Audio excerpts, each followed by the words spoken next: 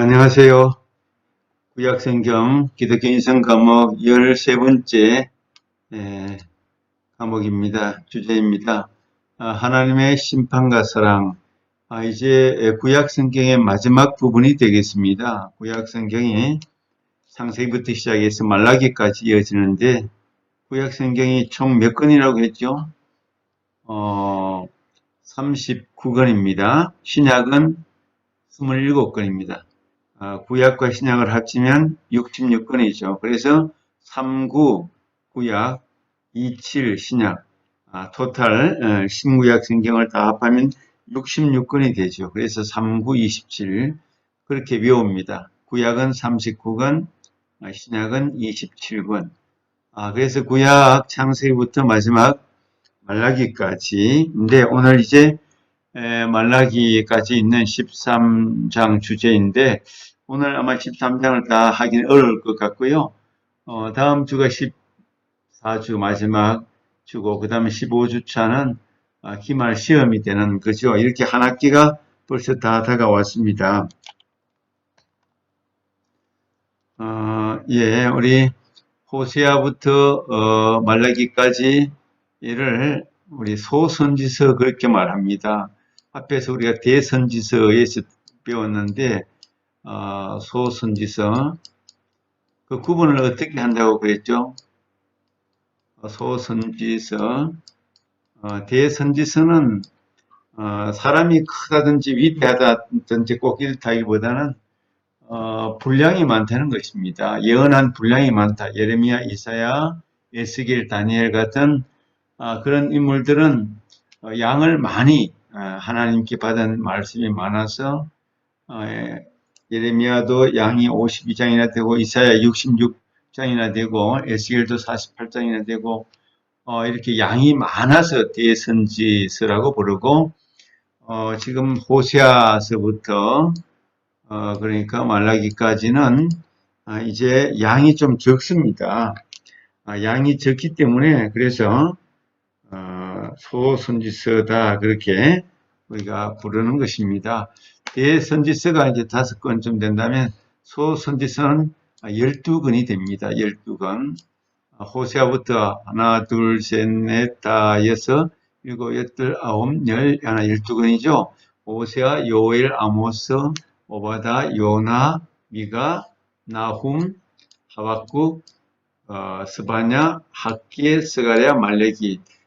이 이름들이 다 선지자의 이름들입니다. 선지자의 이름을 그대로 받아서 각 선지서의 이름이 되는 것입니다. 자기의 선지자 이름 그대로 호세아서는 호세아라는 사람이 하나님 말씀을 받아서 전했고 요엘이라는 사람, 아모스라는 사람 전부 다 마지막 말라기까지 하나님의 종들의 이름입니다. 말라기는 그러니까 기록된 것이 예수님께서 탄생하기 약 한 400년경 전의 인물입니다. 그러니까 말라기의 선지자가 하나님 말씀을 증거하고 난 다음에 약 한 400년 대략 약입니다.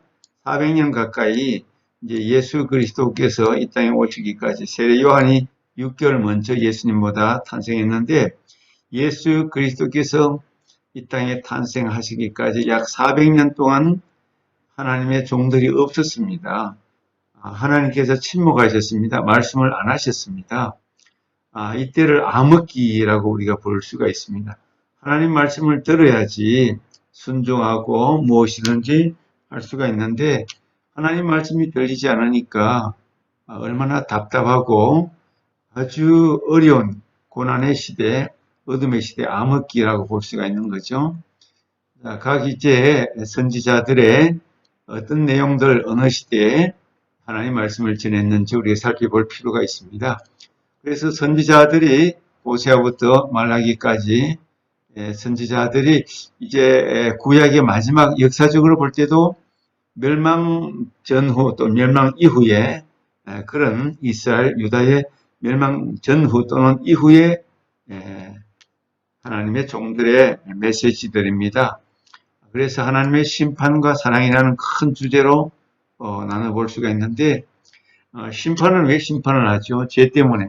이스라엘 백성들이 하나님 말씀에 불순종하고 자기 마음대로 우상을 섬기고 하나님을 멀리하고 말씀에 불순종한 것에 대해서 심판이 있고, 또 하나님은 심판 가운데에서도 끝까지 사랑하는 자식들이 돌아오라고 품어주시는 그 사랑이 있는 것입니다. 그래서 하나님의 은혜, 사랑 속에는 늘 심판과 사랑이라는 두 가지 주제가 늘 따라온다. 예를 들어서 우리가 부모님께 어릴 때, 자랄 때 부모님이 사랑이 많으시지만 자식들이 잘못할 때, 말씀을 듣지 않을 때, 바깥에서 나쁜 짓을 할 때 꾸중을 하고 해초리로 때리는 것은 심판이지만, 그렇다고 그것으로 끝나지 않고 우리 사랑하는 자녀들이 다시 돌아와서 가정에 들어와서 새로운 사람, 순종하는 사람, 또 건강한 사람, 사회나 국가를 위해서 귀하게 일꾼이 되는 그런 사랑하는 아들, 딸들이 되기를 원하는 것입니다. 그것이 바로 심판과 사랑과 같은 맥락에서 우리 이해할 수가 있겠죠. 자, 우리 하나님의 두 얼굴, 심판의 하나님. 방금 설명한 것처럼 우리 부모님도 사랑과 심판, 매를 드는 것과 사랑하는 것 두 가지가 있는 것처럼 하나님의 속성에도 두 가지 측면, 두 얼굴이 있으시다. 심판의 하나님, 못된 길로 접어들 때도 끝까지 돌보시고 인도하시는 하나님. 그렇지 않을 때는 징계하시고 돌아오고 회복되기를 기다리시는 하나님.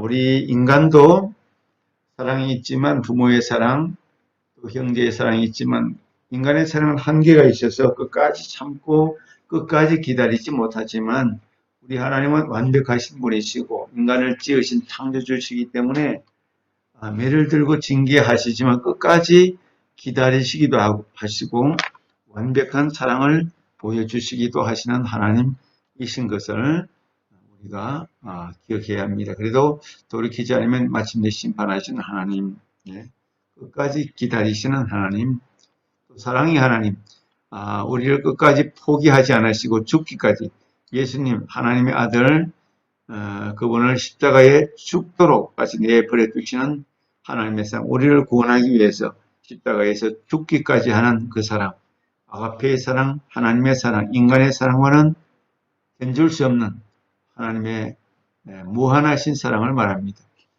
극진한 지극한 사랑 앞에서 비로소 우리 인간은 하나님 앞에 사랑의 빚진 자임을 깨닫게 됩니다.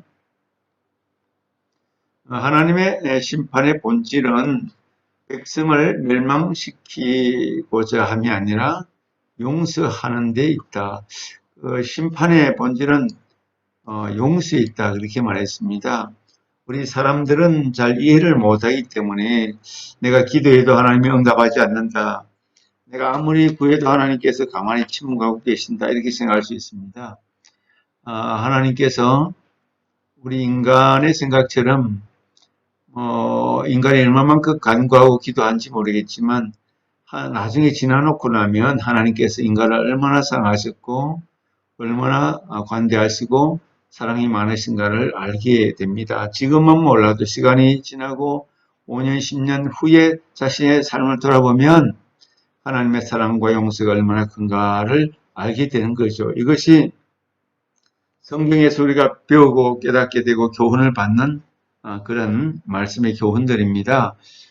오늘 우리 청년들이, 우리 학생들이 하나님이 계실까 안 계실까, 하나님을 믿어도 정말 하나님은 나를 사랑하실까, 나와 함께 해주실까라고 의문을 가질 수도 있습니다.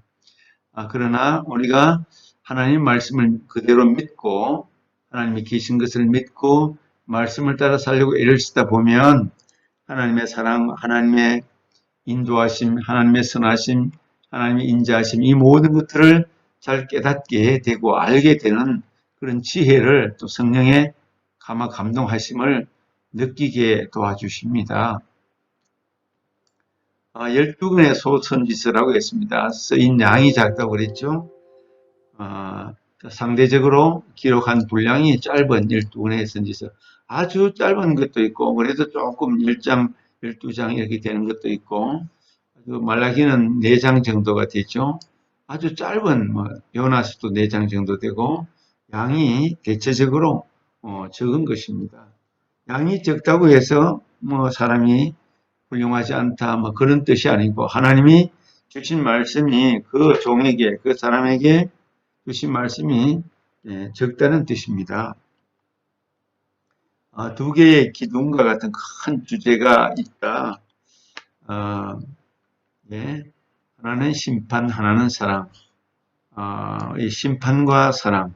우리 인간 사회에도 이 두 가지가 늘 대립적으로 있게 마련입니다. 우리가 국가가 있고 국가에 이제 법이 있습니다. 형법이 있고 헌법이 있고 많은 법들이 있는데 어떤 사람이 범죄를 저질렀을 때에 물론 그 법대로 심판을 내려서 징역 5년, 10년 이렇게 낼 수가 있는데 무조건 잘못한 것에 대해서 심판만이 능사가 아니고 그가 왜 그런 범죄를 저질렀는가 가정 형편과 또 처지 환경 자라온 여러 가지 여건들을 보면서 또 사랑에 대한 또 인간 사회 속에서도 이거는 용서해 줘야 된다. 어느 정도 배려를 해야 된다. 고려를 해야 된다.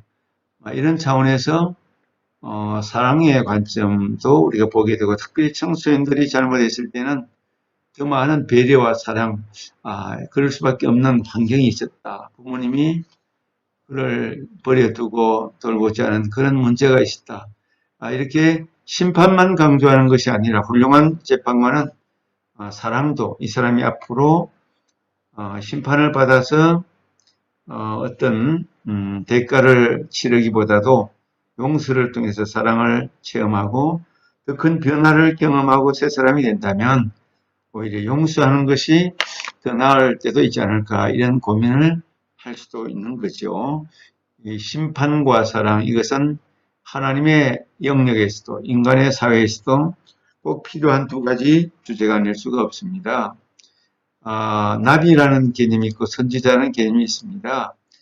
하나님의 일꾼들 중인데 하나님의 계시, 하나님 계시는 말씀을 말하는 거죠. 하나님이 보여주시는 것입니다.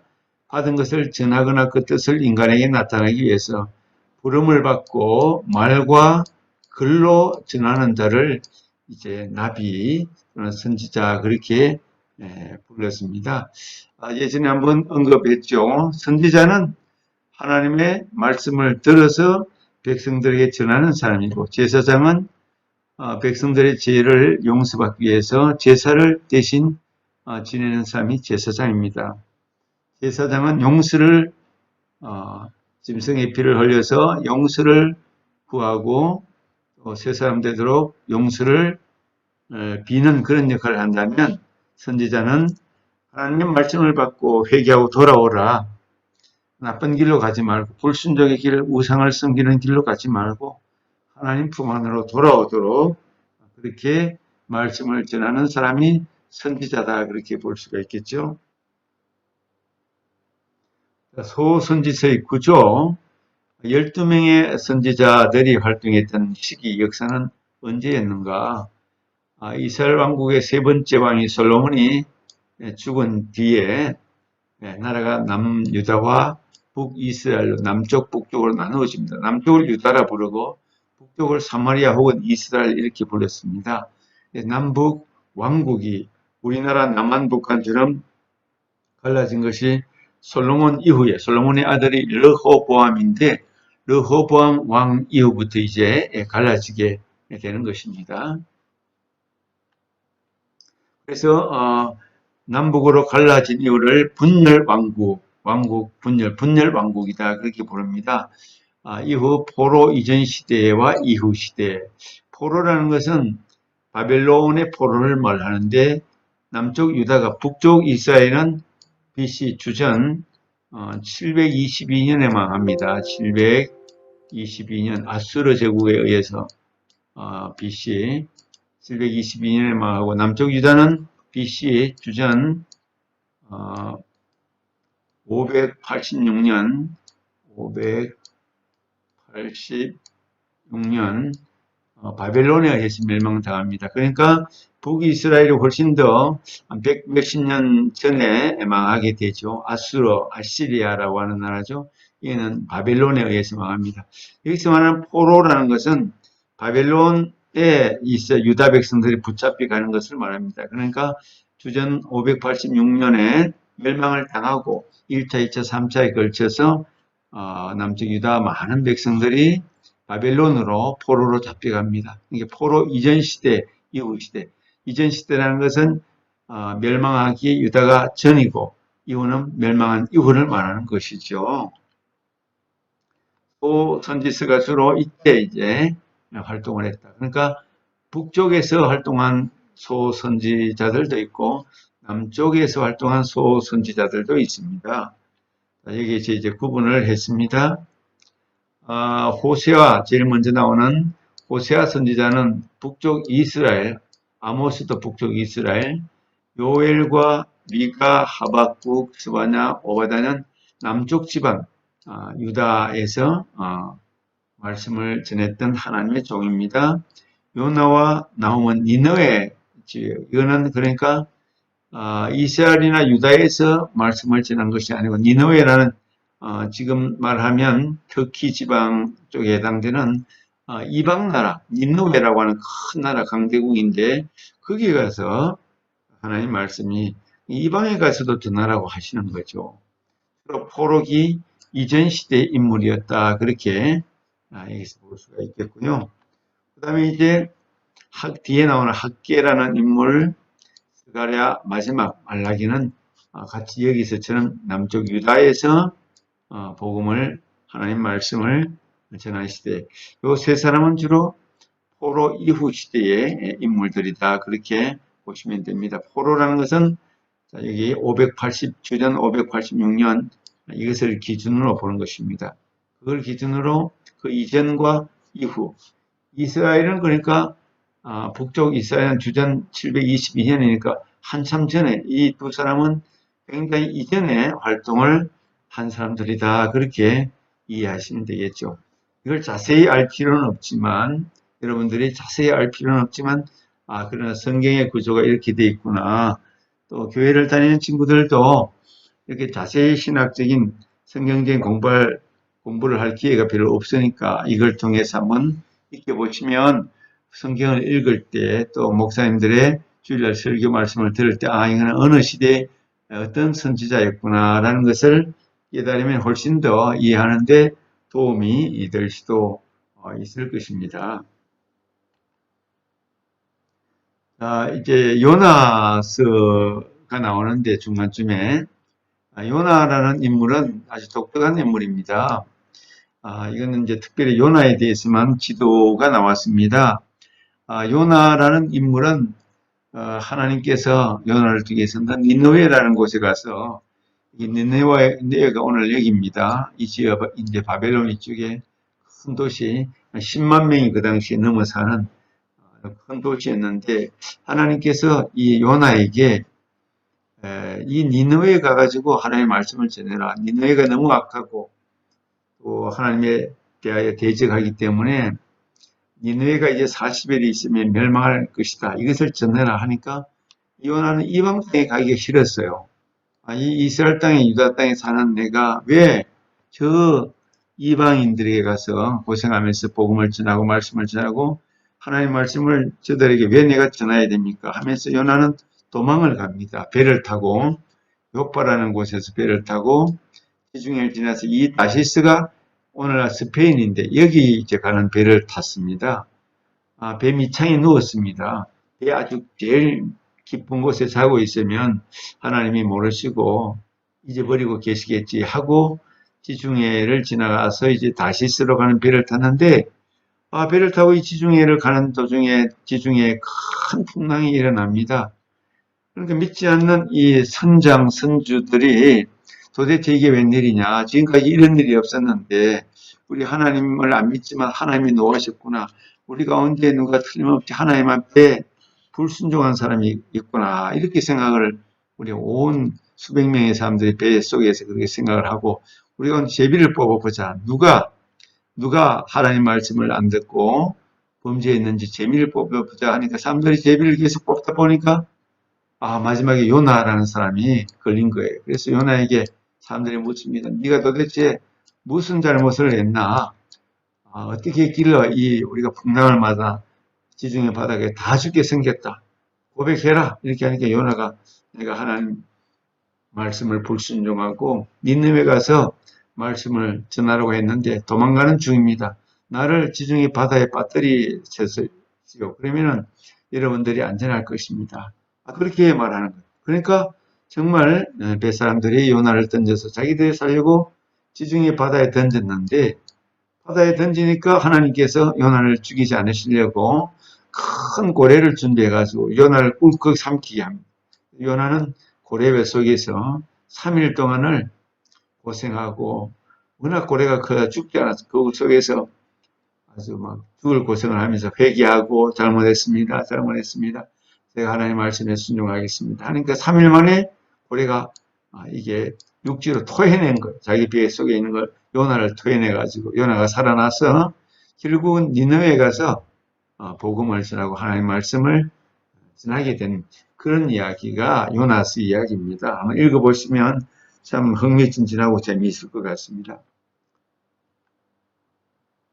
선지자들의 주요 활동을 살펴보면 12권의 소선지서 장르별로 분류하면 예언서라는 것은 장래에 하나님께서 이런 일들이 일어날 것이다. 이렇게 알려주시는 하나님의 말씀들이죠.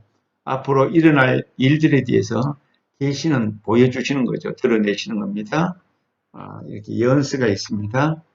호세아라는 사람 이름 뜻은 구원, 우리나라에도 사람 이름의 뜻이 의미가 있습니다. 저는 장명수인데 명자가 밝은 명자, 숫자가 물가 숫자, 물가의 맑은 물이다 이런 뜻이겠죠.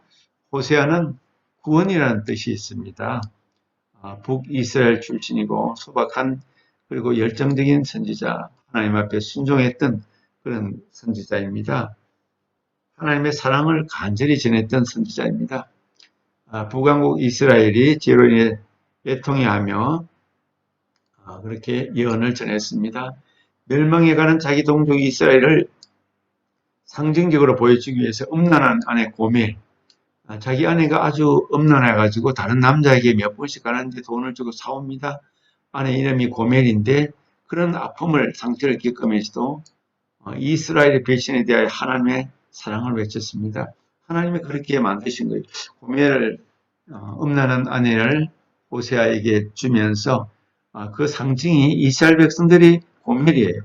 하나님을 배반하는 것이 음란한 거죠. 우상을 섬기는 것이 음란한 것이기 때문에 호세아와 고멜의 관계가 하나님이 호세아를 상징하고 아내 고멜은 이스라엘 백성을 상징하면서 하나님은 끝까지 고멜, 이스라엘 백성을 버리지 않는다는 것을 보여주는 그런 메시지를 전했어요. 장래 희망이 사라지고 가장 번성했던 시대에 하나님 말씀을 전했던 하나님의 종 선지자. 예언을 마친 후 얼마 가지 않아 북이스라엘은 아수르에 의해서 멸망합니다. 아수르가 세계사에는 아시리아라고 나오죠. 세계사에는 아시리아 이렇게 이제 나옵니다. 아까 앞에서 제가 북이스라엘은 아수르에 의해서 몇 년도에 망한다고 그랬죠? 주전 722년, BC 722년에 망했습니다. 두 번째로 요엘이라는 선지자 이름은 여호와는 하나님이시라 그런 뜻을 가지고 있습니다. 원래 여호와는 하나님의 성호 이름입니다. 여호와는 하나님이시라 그런 이름의 뜻을 가진 요엘 선지자. 남왕국 유다에 임하였던 메뚜기장, 메뚜기장에 대한 것이 나와요. 요즘도 아프리카의 어느 나라에는 메뚜기가 막 하늘을 덮을 만큼 많다고 그래요. 그래서 메뚜기가 한번 스치고 가면 그 땅, 그 지역은 완전히 흉년이 들죠. 유다 땅에 메뚜기 재앙이 임했어요. 하나님께서 말을 듣지 않고 불순종한 이스라엘 백성들에게 메뚜기 재앙을 통해서 하나님의 심판을 보여주시는 거예요. 장차 다가올 대환란, 아마겟돈 전쟁을 예언하는 그런 말씀도 있고 성령이 강하게 임하게 되는 여호와의 날에 대한 심판의 날에 대한 그런 말씀들이 요엘서에 나옵니다. 각 선지자마다 독특한 그때 받은 하나님의 말씀의 내용들이 나오는 거죠. 그 다음에 이제 아모스라는 선지자가 나옵니다. 아모스는 이제 베들레헴은 남쪽 유다 땅이죠. 베들레헴에서 8km 정도 떨어진 드고아 출신의 양을 치는 목동, 뽕나무를 키우는 농부, 이런 평범한 사람입니다. 하나님께서 부르시는 종들이 대단한 인물을 부르시는 것이 아닙니다. 대단한 정책을 부르는 것도 아니고 다윗처럼 목동이었던 사람을 불러서 왕으로 세우시고, 아모스도 시골에서 양을 치고 뽕나무를 키우던 평범한 농부 같은 사람을 불러다가 하나님께서 그에게 입에 말씀을 넣어주시면 하나님의 종 선지자가 되는 거죠. 소명을 받아서 유다 사람으로 북왕국에 가서 회개를 촉구하는 예언, 하나님의 말씀을 전한 것입니다. 구약 성경의 모든 선지자들 가운데 회개와 심판에 대해서 가장 강력한 메시지를 전했던 선지자 가운데 한 사람이다. 아주 회개하라고 강력하게 그렇게 외쳤던 선지자죠. 그 다음에 나오는 선지자 오바다, 이름이 오바다입니다. 여호와의 종이라는 그런 뜻을 가지고 있습니다. 소선지자 중에서 가장 짧은 책, 아주 짧게 되어 있습니다. 내용이 얼마 안 되죠. 가장 짧은 책으로 에돔이라는 이스라엘이 아니죠. 이스라엘 반대쪽에 있는 이스라엘을 괴롭혔던 그런 나라에 대한 멸망을 예언했습니다.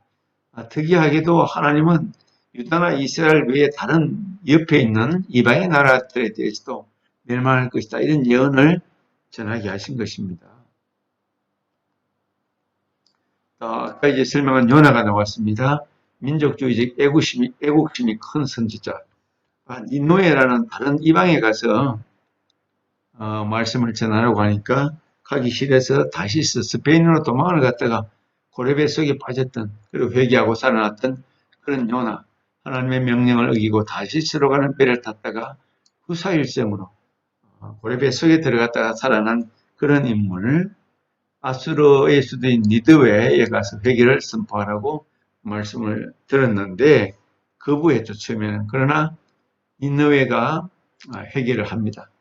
나중에 요나가 가서 이 도시가 이제 40일이 지나면 망합니다, 하나님이 그렇게 말씀하셨습니다 하고 외치니까 니느웨 백성들이 회개를 한 거예요.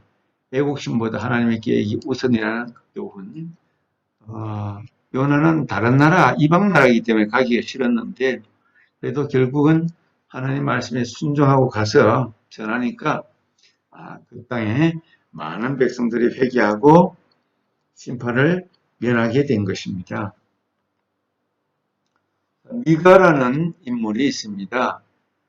미가라는 인물은 시골 장터에서 죄에 대한 하나님의 심판을 예언했습니다. 시골 장터에서 하나님의 심판이 온다, 하나님의 심판이 온다, 회개하라, 그런 이제 말씀을 전한 거죠.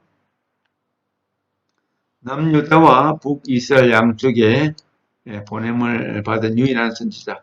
보통 선지자들이 한쪽 지방, 남쪽이든지 북쪽이든지 이방나라든지 한 나라에 가서 말씀을 전하는데, 미가는 남쪽 유다와 북쪽 이스라엘 양쪽에 다 왔다 갔다 하면서 하나님 말씀을 전한 아주 독특한 선지자라고 할 수가 있습니다.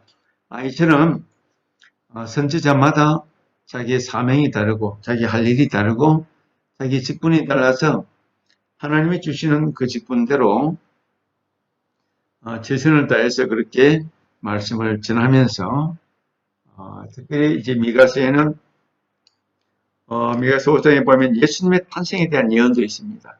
구약에 수백 년 전에 우리 하나님은 신약 시대에 이제 메시아 예수님이 탄생할 것이라는 것을 이미 수백 년 전에, 이사야서에는 600년 이전에 예수님의 탄생을 그렇게 예언하고 있습니다. 그래서 성경은 신약이든 구약이든지 하나님의 말씀을 기록하고 1.1획 한 글자도 틀리지 않는 아주 놀라운 하나님의 말씀이 기록되어 있기 때문에, 그래서 이렇게 유사이래로 우리 인간은 하나님을 아는 방법, 하나님의 말씀을 깨닫는 방법, 우리가 구원을 받고 영원히 사는 방법을 얻기 위해서 성경을 알고 믿고 예수님을 따라가게 되었습니다.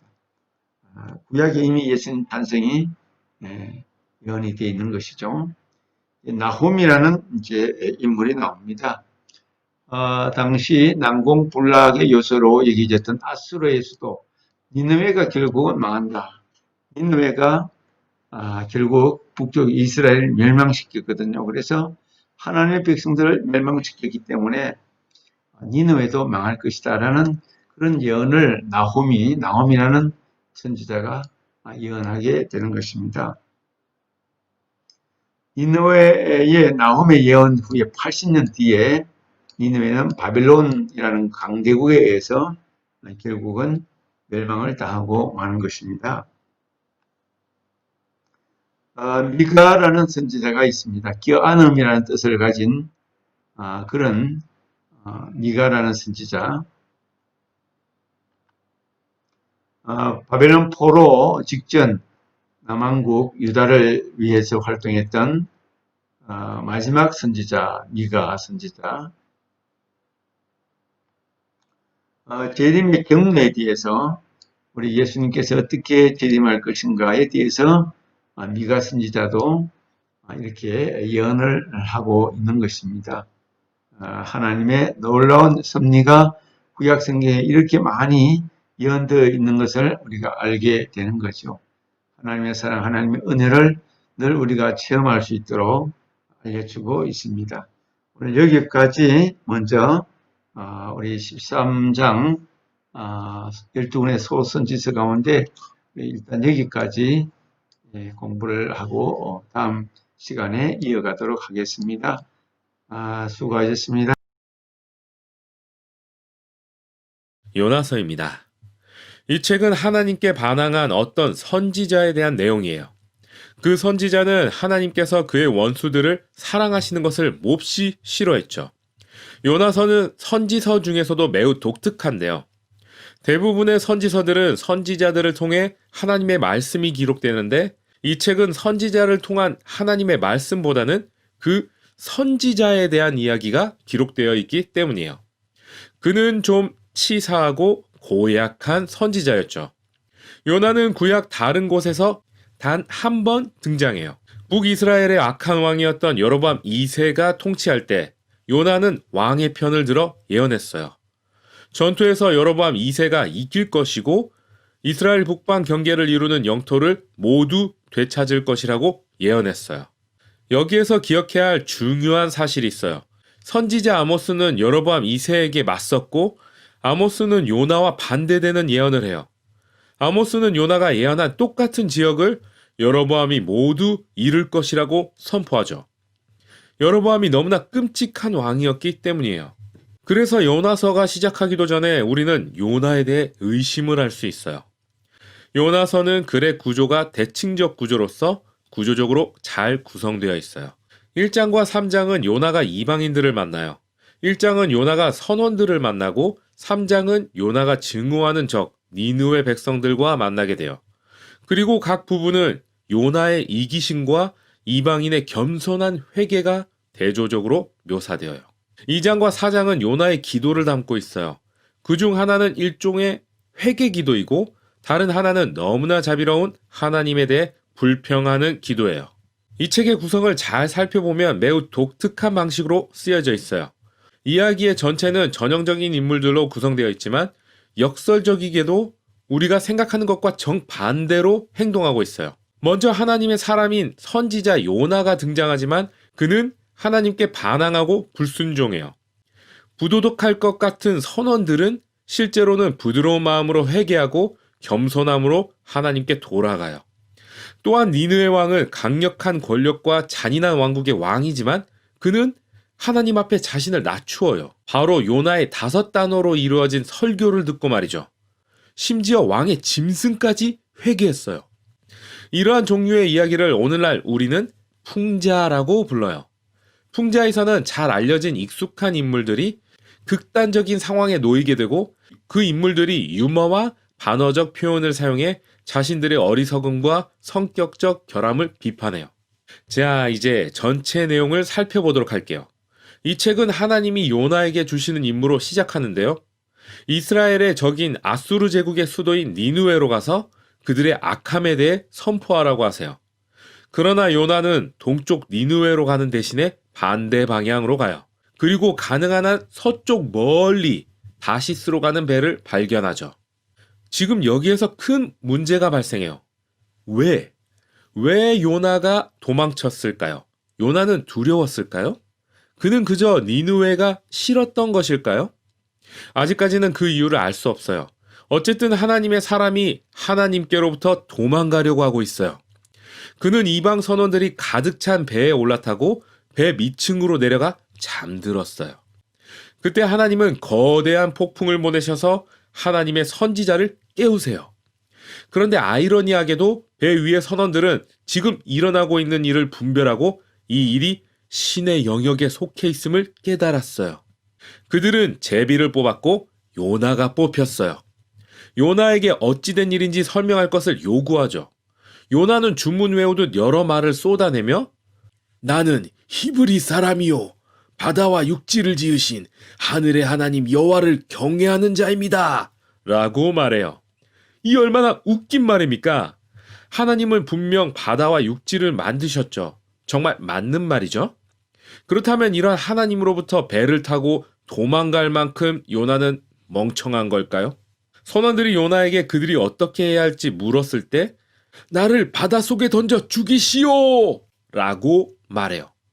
이 말은 처음에는 다소 멋져 보이지만 우리는 곧 이것이 요나의 이기적 동기였음을 알게 돼요. 니느웨로 가는 것을 피할 수 있는 더 나은 방법이 과연 있을까요? 그는 그의 피를 이 죄 없는 선원들의 손에 묻히게 해서 결국 그들이 요나를 죽이도록 시켰던 것이에요. 물론 선원들은 죽이기를 꺼려했지만 결국 요나를 바다에 던지고 하나님께 회개해요. 이내 폭풍은 잠잠해지고 그들은 이스라엘의 하나님을 두려워하게 되죠. 요나와 다르게 선원들은 진정으로 하나님을 경배하게 되었어요. 하나님은 니느웨로 가지 않으려는 요나의 계획을 좌절시킨 것이에요. 요나가 바다로 가라앉을 때 하나님은 그를 위해 바닷속 무덤 같은 다소 이상한 것을 준비하셨어요. 바로 큰 물고기의 뱃속이에요. 자, 이 일이 정상적인 상황이라면 틀림없이 요나는 죽었을 것이에요. 하지만 이 이야기에서 모든 것은 역전돼요. 요나의 바다 및 죽음은 요나가 생명을 다시 얻게 되는 통로가 되어요. 물고기 배에 갇혀서 요나는 하나님께 기도해요. 엄밀히 따지면 하나님께 잘못을 시인하지 않았지만 그는 하나님이 자신을 버리지 않으셨음에 감사를 드려요. 요나는 이제 어떤 상황이라도 하나님께 순종할 것을 맹세해요. 여기에서 하나님의 반응이 참 재미있으신데요. 그 물고기가 요나를 땅으로 토해내도록 하셨던 것이에요. 우엑. 그래서 다시 한번 하나님은 요나에게 니느웨로 가서 외치라고 사명을 주시고 요나는 순종해요. 니느웨가 꽤 거대한 도시여서 다 돌아보려면 걸어서 며칠이 걸리는 도시예요. 요나는 도착한 첫날에 이런 메시지를 전해요. 40일 후에 니느웨는 전복될 것이다. 히브리어로는 5개의 단어인데요. 그의 메시지는 간단하지만 조금 이상해요. 무엇이 빠졌는지 살펴보면 니느웨 백성들이 무엇을 잘못했는지, 어떤 반응을 해야 하는지, 누가 그들을 무너뜨릴 것인지에 대한 설명이 없어요. 가장 눈에 띄는 것은 하나님에 대한 언급이 없었다는 것이에요. 이게 도대체 어떻게 된 일일까요?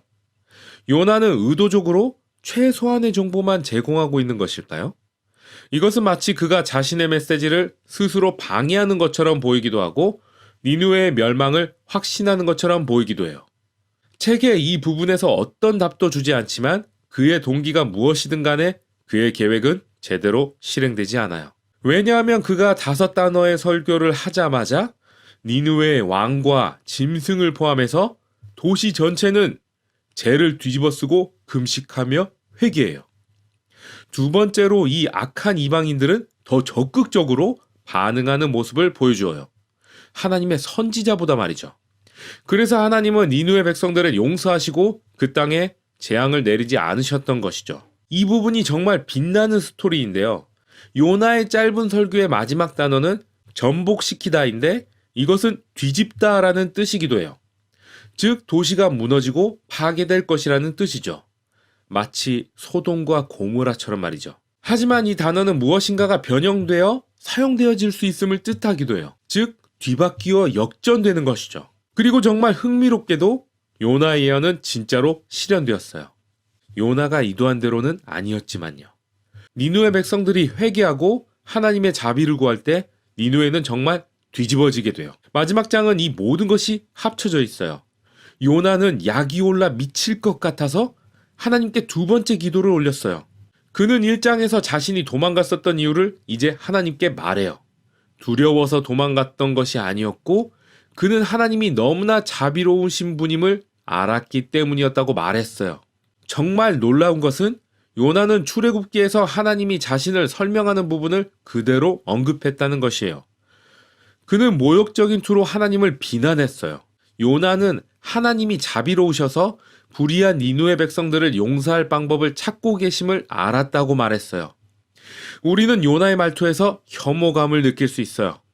그리고 나서 요나는 그 대화를 중단하고 그 자리에서 자신을 죽여달라고 기도하죠.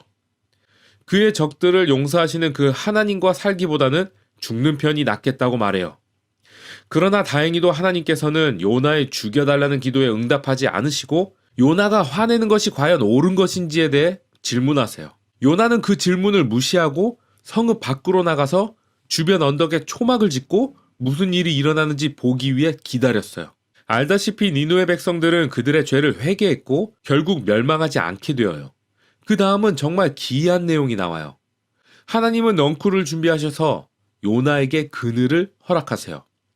요나는 이 넝쿨로 크게 기뻐했어요.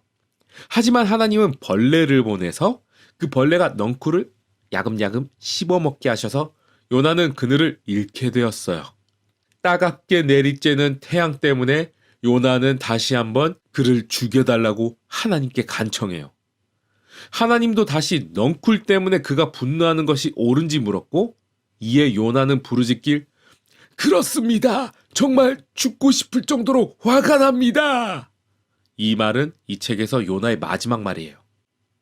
하나님의 마지막 말씀으로 이 책은 끝이 나는데요. 하나님은 이 넝쿨 사건이 요나에게 전달하시려는 하나님의 마지막 메시지였다고 말씀하세요. 요나는 이 넝쿨을 아끼고 즐거워했죠. 단지 하루 동안 즐겼을 뿐인데 말이죠. 하나님은 요나에게 사람이 넝쿨보다 더 귀하지 아니하니야 고 물으셨어요. 다시 말하면 이렇게 이해할 수 있지 않을까요? 하나님께서 요나가 넝쿨로 인해 느꼈던 감정과 같이 니누에를 바라보시고 아끼셨다는 것이죠. 좌우를 분별하지 못하는 수많은 백성들과 가축들로 가득한 큰 성읍 니누에를 말이에요. 이 책은 하나님께서 요나에게 원수에게도 자비를 베풀 것을 말씀하시면서 끝맺고 있어요. 요나의 답은 무엇일까요? 이 책은 알려주지 않아요. 그것이 핵심이 아니니까요. 핵심은 사실 이 책을 통해 여러분에게 질문해요. 하나님께서 실제로 여러분에게 물으세요. 하나님이 우리의 원수까지 사랑하신다는 사실을 우리가 받아들일 수 있느냐는 것이에요. 이 책은 책을 읽고 있는 사람에게 거울을 비추어주는 것 같아요. 요나서에서 우리는 우리의 악함이 점점 커져가는 것을 보지만 하나님이 그의 원수까지도 사랑하시는 것에 대해 결국에는 감사해야 하고 우리 안에 있는 요나 같은 모습을 이겨내야 한다는 것이에요. 이 이야기는 복음에 대한 메시지가 되어요. 즉 하나님의 크신 자비하심으로 우리에게도 원수까지 사랑하도록 말씀하고 있어요. 이것이 바로 요나서예요.